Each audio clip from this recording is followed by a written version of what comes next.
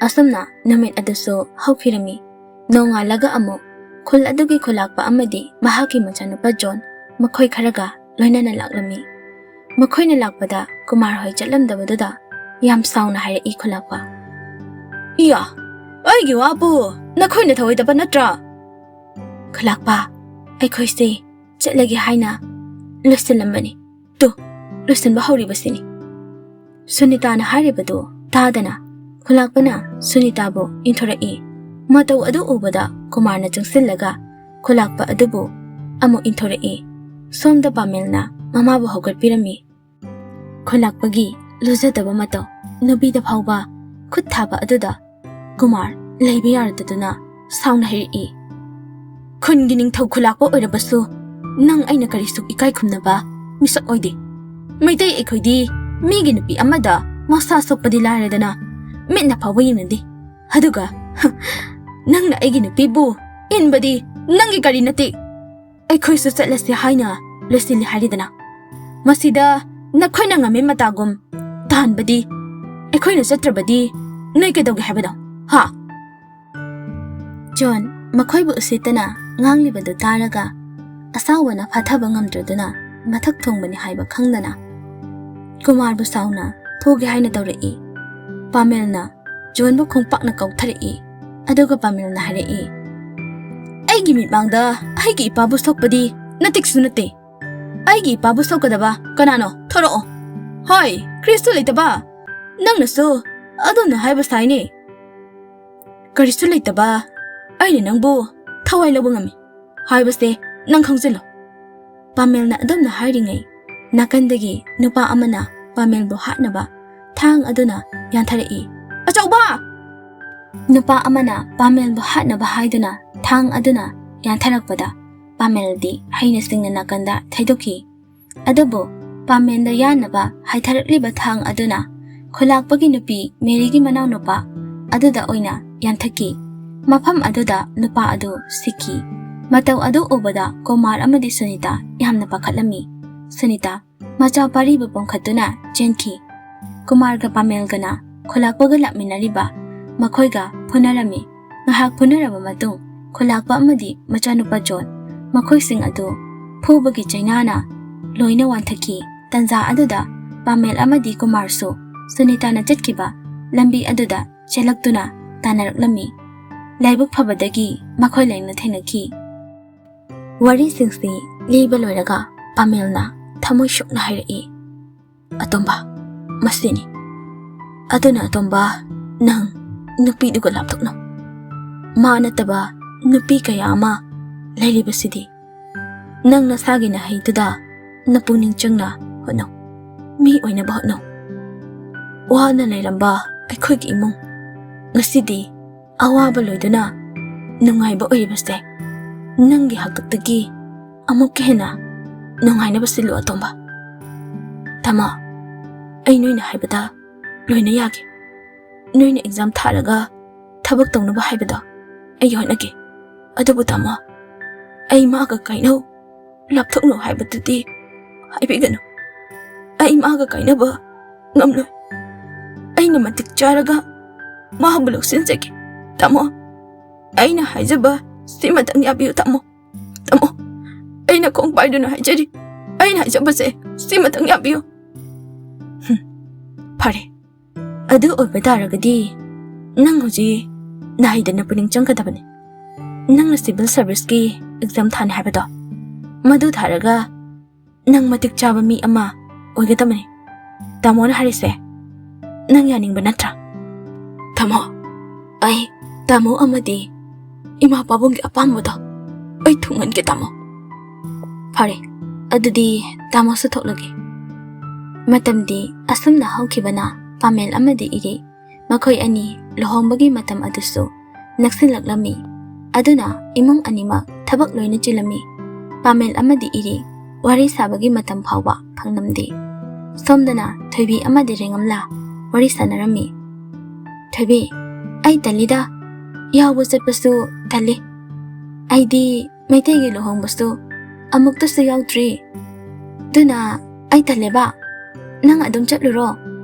Ay ama khoiga lehawge. ꯔꯦꯡꯉꯝꯂꯥ ꯆꯠꯂꯨꯁꯦ ꯍꯥꯏꯕ ꯑꯩ ꯌꯥꯎꯔꯤꯁꯤꯗꯤ ꯊꯣꯏ ꯑꯩ ꯇꯜꯂꯦꯕ ꯆꯠꯄꯗꯣ ꯏꯀꯥꯏꯌꯦ ꯀꯔꯤꯅꯣ ꯊꯣꯏꯕꯤ ꯔꯦꯡꯉꯝꯂꯥꯁꯦ ꯆꯠꯄ ꯇꯜꯂꯦ ꯍꯥꯏꯔꯒ ꯅꯠꯇꯦ ꯅꯪꯅ ꯑꯗꯨꯝ ꯒꯤꯔꯤ ꯇꯛꯏꯁꯤꯕꯨ ꯏꯆꯥꯁꯦ ꯂꯩꯐꯝ ꯈꯪꯂꯝꯃꯔꯣꯏꯅꯦ ꯆꯠꯊꯣꯛꯁꯦ ꯆꯠꯇꯧꯕ ꯅꯪ ꯑꯗꯨꯝꯅꯦ ꯆꯠꯂꯣ ꯑꯗꯨꯅꯤ ꯑꯃꯥꯅ ꯉꯥꯡꯕꯤꯔꯤꯁꯦ ꯑꯃꯥ ꯊꯣꯏꯕꯤꯁꯦ ꯑꯅꯝ ꯌꯥꯝ ꯀꯜꯂꯦ ꯀꯟꯕꯅꯤ ꯃꯃꯥꯡ ꯃꯄꯣꯛꯇꯒꯅꯦ ꯆꯣꯉꯥ ꯑꯣꯏꯅ ꯄꯣꯛꯄ꯭ꯔꯥ ꯈꯪꯗꯦ ꯍꯧꯖꯤꯛ ꯃꯥꯅ ꯃꯆꯤꯟ ꯀꯜꯂꯤꯁꯦ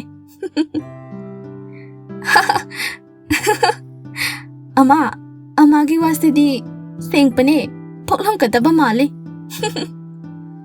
ꯑꯣ ꯅꯣꯏ ꯑꯅꯤꯅ ꯃꯤꯆꯪ ꯑꯣꯏꯔꯒ ꯑꯩ ꯏꯇꯣꯝꯇ ꯍꯜꯂꯤꯅꯤꯅꯦ ꯍꯥ ꯐꯩ ꯅꯣꯏ ꯂꯩꯍꯧꯔꯣ ꯅꯣꯏ ꯑꯅꯤꯅꯦ ꯂꯩꯍꯧꯔꯣ ꯍꯥꯏꯁꯤꯅꯤ ꯑꯩ ꯇꯨꯝꯃꯨꯔꯦ ꯏꯆꯥ ꯇꯣꯝꯕꯤ ꯅꯪꯁꯨ ꯇꯨꯝꯃꯣ ꯊꯦꯡꯈ꯭ꯔꯅꯤ ꯏꯃꯥ ꯍꯣꯏꯁꯨ ꯇꯨꯝꯃꯨꯔꯒꯦꯀꯣ ꯑꯍꯣꯏ ꯑꯃ ꯑꯁꯨꯝꯅ ꯅꯨꯃꯤꯠ ꯑꯗꯨꯁꯨ ꯍꯧꯈꯤꯕꯅ ꯉꯁꯤꯗꯤ ꯄꯥꯃꯦꯜ ꯑꯃꯗꯤ ꯏꯔꯤ ꯃꯈꯣꯏ ꯑꯅꯤꯒꯤ ꯄꯨꯟꯁꯤ ꯂꯤꯄꯨꯟꯒꯤ ꯅꯨꯃꯤꯠ ꯑꯣꯏꯔꯝꯃꯤ ꯃꯇꯝꯗꯤ ꯀꯅꯥꯅꯁꯨ ꯈꯥꯝꯕ ꯉꯝꯗꯕꯅ ꯇꯞꯅ ꯍꯧꯈꯤꯕꯅ ꯅꯨꯡꯊꯤꯜ ꯑꯣꯏꯔꯗꯨꯅ ꯄꯥꯃꯦꯜ ꯕꯣꯔ ꯖꯇ꯭ꯔꯥ ꯇꯧꯅꯕ ꯁꯦꯝ ꯁꯥꯔꯤ ꯉꯁꯤꯗꯤ ꯑꯩꯈꯣꯏ ꯇꯥꯃꯣꯁꯦ ꯌꯦꯡꯂꯤꯈꯩ ꯄꯦꯟꯗ꯭ꯔꯦ ꯅꯨꯄꯥ ꯃꯥꯜꯂꯦ ꯑꯗꯣ ꯍꯣꯔꯦꯟ ꯏꯇꯩꯃꯅ ꯉꯥꯎꯈ꯭ꯔꯅꯤꯕꯨ ꯇꯥꯃꯣ ꯄꯥꯔꯤꯒꯤ ꯋꯥꯗꯨ ꯇꯥꯔꯒ ꯄꯥꯃꯦꯜ ꯅꯣꯛꯐꯦꯠ ꯇꯧꯔꯛꯏ ꯑꯁꯨꯝꯅ ꯃꯈꯣꯏꯁꯨ ꯀꯩꯅꯥ ꯂꯧꯕ ꯂꯥꯛꯂꯝꯃꯤ ꯕꯣꯔ ꯆꯪꯂꯛꯄꯗꯨ ꯎꯕꯗ ꯊꯣꯏꯕꯤꯅ ꯏꯔꯤꯛꯀꯤ ꯃꯅꯥꯛꯇ ꯆꯪꯁꯤꯜꯂꯒ ꯍꯥꯏꯔꯛꯏ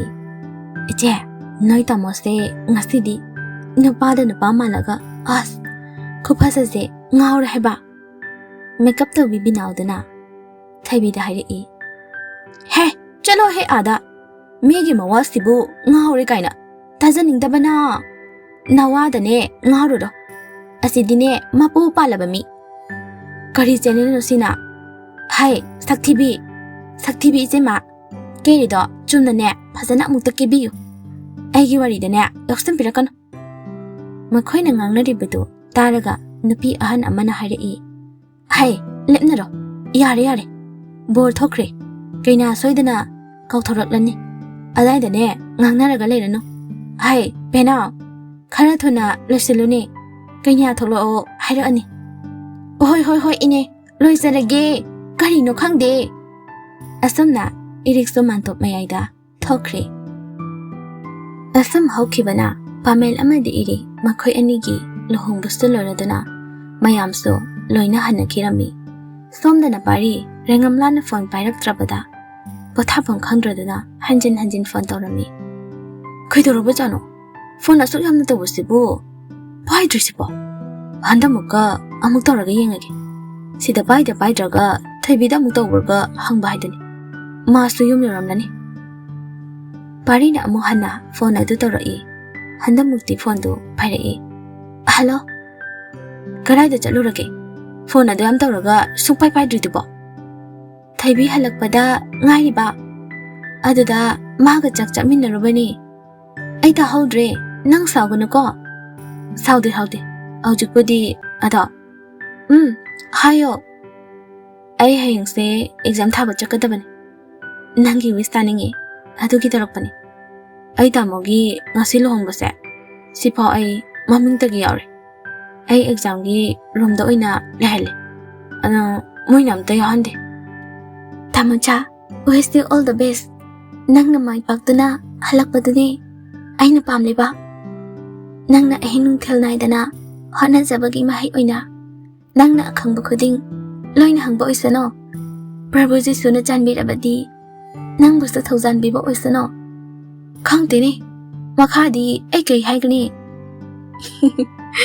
ꯑꯩꯒꯤꯗꯤ ꯅꯪꯒꯤ ꯋꯥꯍꯩꯗꯨꯅ ꯄꯨꯡꯄꯦꯟ ꯄꯦꯜꯂꯦ ꯆꯅꯣ ꯑꯗꯣ ꯅꯪꯁꯨ ꯉꯁꯥꯏꯗꯒꯤ ꯊꯣꯏꯕꯤ ꯍꯜꯂꯛꯄ ꯉꯥꯏꯕꯗ ꯋꯥꯔꯝꯂꯅꯤ ꯄꯣꯊꯥꯖꯔꯣ ꯑꯩꯁꯨ ꯄꯣꯊꯥꯅꯕ ꯇꯧꯔꯒꯦ ꯍꯣꯏ ꯇꯥꯃꯣꯆꯥꯁꯨ ꯄꯣꯊꯥꯔꯣ ꯍꯣꯏ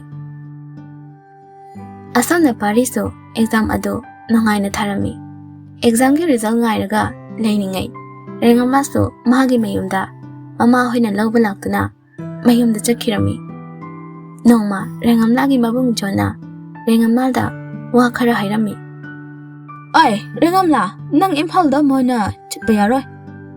Ibong, kreigira? Maramda isu khangzage. Ya, ay ni yaroi haradi, yaroi. Ibong, maramda isu khangpa yaye. Ay imphal gimi. Tham gimi bu, yam sawning pane. Makhoidi, ay gi na bane. Nang na hawki bawari sangdo, khang tapakini. Imphal gimi bu, yam nusi bane. Ibong, hawki bakri wari ra. Ay su khange ibong. John, hawki bawari ado lirami. Adabo, mahakna liri bawari adodi. Makhoina achumbagi wari ngakta lirami. Adana wari taraba rengamla. Pari hoibo, laana khalami. Rengamla gi wakhalda. Asuk minung si khangdaba. Haina pari hoida laana khalami. Matamna asum hawki bana. Sahi ani hawki rami. Ngasidi aningba apamba thunglaba pari. Mayumda yoraklami. Icha yoredana. Sese, maise, amuk tahana kanto use. Imana chakalorabani. Nasa inghalaga chanaba. Changlo, nangki gada. Oy ma, ado, babung itay ma, ako'y tamo hoidi. Tamo so, Manipurda tari haidayne. Loy na laye, ngasay do, nang tamo ga, natay maga, nang loba kanina, tarambani. Ado gadi, nang nalaklanu, harakbadoda, tokledana. Aydo airport dagi, tabo mapamda, adam join to bajali. Scott sing na tilakadaw ba? Ado na tamo hay warni na lahandraba. Stes! Wow! Ako'y DSP sir, ihori idana. Sir, chakloy jari. Sir na pamjaba, jagin pamasayaw jari. As, ko'y tamo si diba? Police ki dress ka set laga, laga. Ay na sir kaw dardi, kari kaw hay bano. Sir bo. Ihari ba tamo? Chak lang ba naloy? Itay mada, chak tibira mo, haybira mo ba? Ay kumtarak lagi, dress hong laga. Yes sir, pagani. Atong baga imagadi. Lani. Babung hana hubiro chaba. Atong balaki sanuni. Ay se, malaw pa ba, thok pangamdre tawrise. Isa se ngamdabaga. Thok pangamdre su, laani se. Chak to chaba hubiro babung hana. Asi hainari ngay, pari ga sunita ga su, changa e. Dining chair do ching thok laga, pamtharaba matong. Mapabong wayeng laga, pari na haida e. Babong, hongsang ngambida bro. Handakti, pabong se, lok thongdana, ningtam chandana, khara ka nangamdre. O, Dr. Damo, iyang bahay do ni pabong. Hoy. Itay ma, ngasigi, jagyan pamaste, itay ma na pomnira. Mane, hawdraba. Ay fanadi, pazana thongbani. Yam hawe. Itay ma, kuhaw ma. Tagalaga, chathok to idba. Ko itamo si diba? Cha ising chabaloraga, pari, magi kada kakhalai. Aduga, matang kuy na pao paunarudaba. Phone su tawrudaba, mahaki chanuda. Phone tawrai. Ani ahum lagtawbubu, parakti chanu. Pari na khali, kaido bayar jano. Natraga, ay bukara chala. Handakti. Amuk hanna, phone adu tawi pari. Hello, Kenara? Ay bukang trabana. Ay bahibadi, Kanara, ay kanjadre. Chano. Ay di, chano gawde. Ay di, ringamla gawbane. Phone tarakpanang Kanara hayuni. Chano, nang ay kang traba. Ay nanggi, tamacha ni. Tamacha pari. Mihad pa imanggi, macha oire. Kregi ay maning sang lapano ha. Nangga iga, marikrisulay na de. Ay nang kanano kang dini. Chano, kaya nang haydo ba? Kanana kari hazdalage. Asa ko'y base, nanggi saktam tabo. Mitmang sida uraga, laizaba ay gipusini. Kayo nang haris diba? Ay ga ibang zona, wari pong balira ba ni? Nakoy di, mihal pa ni.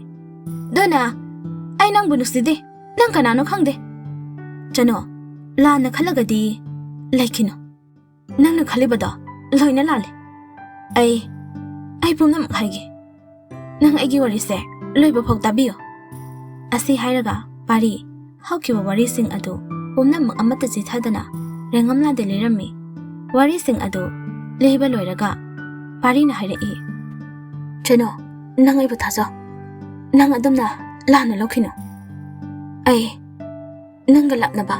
nangga kainaba ngamla ngasi de matik chari asukoi base nangi na pau taningi adubo ai training chakhibana mairam oiraga nangi na pau de thaba phangkide chano ai nangbudi ngasi so ai ge thamoi sida nangi nuksibagi mayengde tadri chano naiba thaja rengamla pari na hariba mayamdo taraga kappi nuksiruba kaubana rengamla pari na hariba singdo thajai mahaki mabung zonda warauba polai rengamla pari na haikiba wahai sing nisinglai aina hengwai DSP ga oraga police ki uniform ga setlaga aina nang onaningdana hathu laklaga nangsu hathu ai la ekaina tharakpado nangi mingse aina chanu haina kaujake nangbo aigi yumsigi mahoina aina matek charaga